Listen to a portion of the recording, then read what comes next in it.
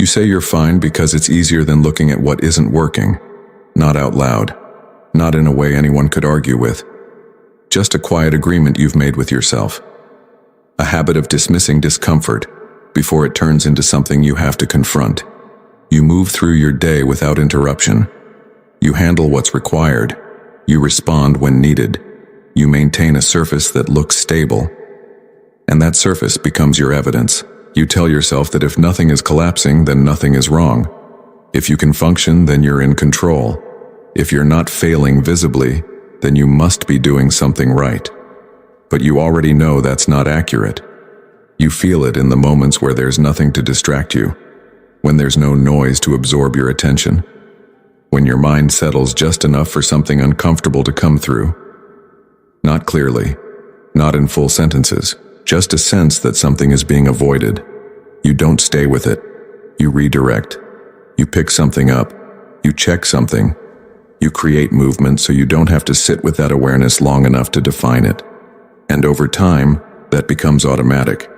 You don't notice the shift. You just find yourself less willing to pause, less capable of being still without needing something to fill the space. That's not restlessness. That's resistance. You've trained yourself to stay occupied, so you don't have to observe what your current state actually is. Because once you see it clearly, you lose the ability to pretend it's acceptable. Right now, you still have that option. You can tell yourself you're just tired, that you've been busy, that things will stabilize when circumstances change, that your current level of effort is temporary. And those explanations hold, as long as you don't examine them too closely. But they don't change anything. They just delay the moment where you have to admit that your standards have dropped. Not all at once. Gradually. In small ways that didn't feel significant when they started. You lowered your expectations in areas where you used to be more precise. You allowed inconsistency where there used to be structure. You made exceptions that slowly became the default. And now, what used to feel like a lapse feels normal. That's how it works. There's no clear line where things break. Just a series of adjustments that move you further away from your own standard until you no longer feel the difference. You adapt to it. You begin to operate at a level that would have felt unacceptable before, but now it doesn't trigger anything strong enough to force correction. So you continue. You maintain your routine. You complete tasks. You stay functional. And because you're still moving, it's easy to assume you're progressing. But movement isn't progress. You can stay in motion indefinitely without changing anything that matters. You already know where this shows up. In the things you postpone without urgency. In the decisions you avoid finalizing. In the actions you know you should take but don't prioritize unless there's pressure. You don't ignore them completely.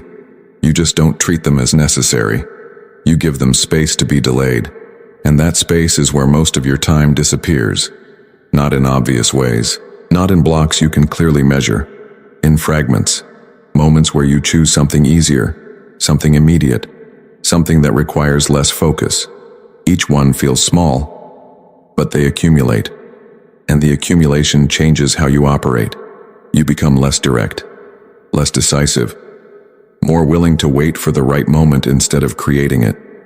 You start needing conditions. You tell yourself you'll act when you're more focused, more rested, more clear. But those conditions are unstable.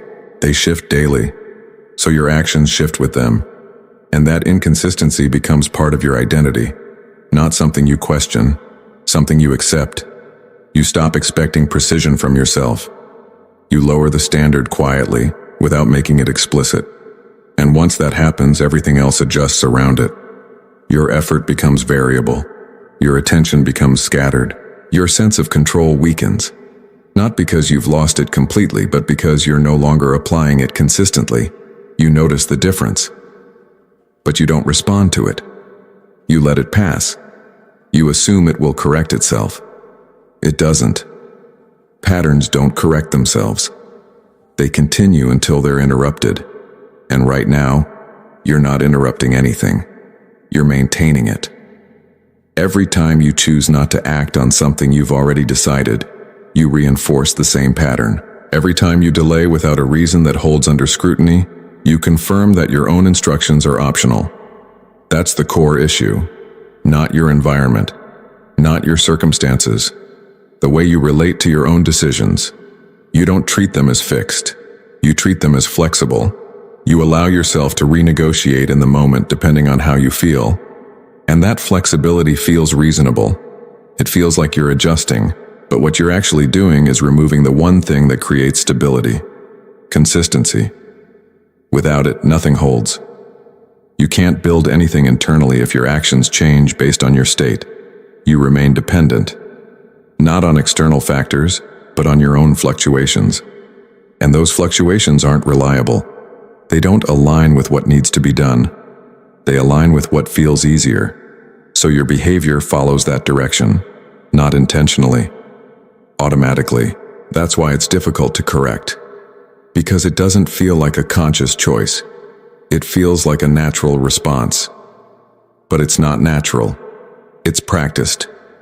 You've repeated it enough times that it no longer requires effort. It runs without your attention. And because of that, you don't question it.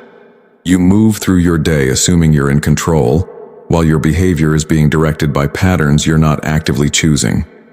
That's the contradiction. You believe you're deciding, but most of your responses are automatic. And those responses are shaped by what you've allowed repeatedly, not by what you intend. Intention doesn't carry weight if it isn't followed by action. You can think clearly and still act in a way that contradicts that clarity. You've done it before. You knew exactly what needed to be done, and you didn't do it.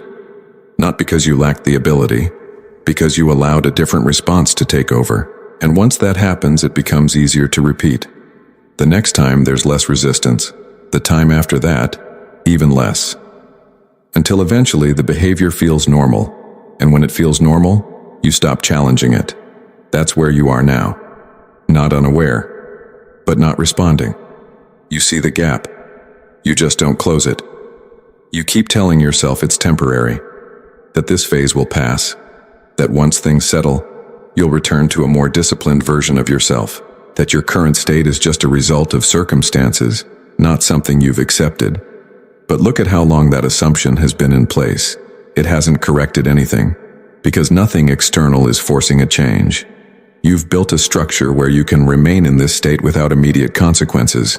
You can delay, you can drift, you can lower your standards and still function, so there's no pressure strong enough to interrupt it. And without interruption, the pattern continues. You don't need a collapse for something to be wrong. You don't need visible failure for there to be a problem. Most deterioration happens while everything still appears stable. That's what makes it difficult to confront. There's no clear signal, no moment that demands a response. Just a quiet awareness that something isn't aligned, and you keep choosing not to act on it. Not because you don't see it, because acting would remove your ability to ignore it. Once you respond directly, you create a standard. And once a standard exists, every action that doesn't meet it becomes visible. Right now, you avoid that visibility. You keep things undefined. You allow room for interpretation so you don't have to measure yourself against anything fixed. That's why you feel inconsistent. Not because you can't maintain discipline, but because you haven't established anything that requires it. You operate without clear boundaries, so your behavior shifts depending on your state. Some days you're more focused, other days you're not. Some moments you act with precision, others, you drift. There's no structure holding it together. And without structure, control becomes unstable. You're not lacking capacity, you're lacking constraint. You've given yourself too much space to choose in moments where the decision should already be made. You treat each situation as if it needs to be reconsidered. It doesn't. Most of what you hesitate on has already been decided. You just don't treat that decision as final. So every time the moment comes, you reopen it. You think again. You weigh it again. You allow doubt to re-enter. And that repetition weakens the original decision. Not because the decision changes, but because your relationship to it does. It becomes optional. And once something becomes optional, it competes with everything else. Comfort, distraction, delay, and those options usually require less effort. So they win. Not because they're stronger, but because you've removed the weight from the alternative. You've turned your own direction into a suggestion. That's why you don't trust yourself. Not because you're incapable, but because your actions don't reflect stability. You follow through sometimes. Other times you don't. There's no consistency. And without consistency, there's no internal authority. You can't rely on a system that changes depending on how you feel. You need something fixed, something that doesn't adjust in the moment. Not a rigid routine, not a complex plan, a simple standard. Once a decision is made, it's not revisited. There's no second evaluation when it's time to act. No internal discussion, no negotiation, just execution. That removes most of the friction. Because the friction wasn't coming from the action itself. It was coming from the space you allowed before it, the pause where you reconsider, the gap where you give yourself the option to choose differently. That gap is where everything breaks. Close it and your behavior stabilizes. Leave it open and you continue repeating the same pattern. You don't need to increase intensity. You don't need to force anything. You need to eliminate variability. The moment you treat your own decisions as fixed, your actions become simpler, not easier. Simpler. There's less thinking involved, less resistance created by unnecessary evaluation. You remove the layer that causes hesitation, and what remains is direct. You either act or you don't. There's no confusion. That level of clarity exposes something most people avoid. The fact that they've been choosing not to act, not because they couldn't, because they allowed themselves not to. Once you see that, you can't maintain the same narrative. You can't say you're stuck. You can't say you're waiting. You can't say you're unsure. You're deciding, even when you frame it as something else. Every delay is a decision. Every avoidance is a decision. Every moment you don't follow through is a decision. You're not passive in this. You're participating, and that participation shapes everything, not over time in some distant way. Right now, in the way you respond to the next thing you've already decided to do. That's where the shift happens, not in a large change, not in a new direction, in a single response that doesn't follow the usual pattern. You act without reopening the decision. You move without waiting for alignment. You follow through without adjusting based on your state.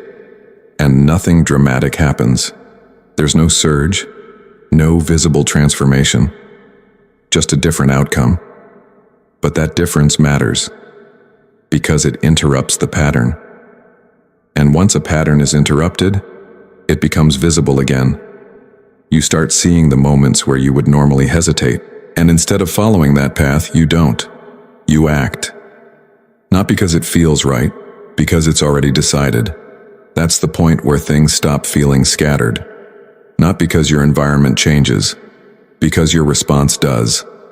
You're no longer reacting to how you feel. You're responding to what you've already committed to. And that removes most of the instability. You don't need to pretend you're fine. You need to stop acting in ways that contradict what you already know. That's where the waste is. Not in time passing, in decisions ignored, in actions delayed, in standards lowered without acknowledgement. You don't fix that by thinking about it. You fix it by removing the space where you usually hesitate. Once that space is gone, everything else follows. Not because it becomes easier, because there's nothing left to negotiate.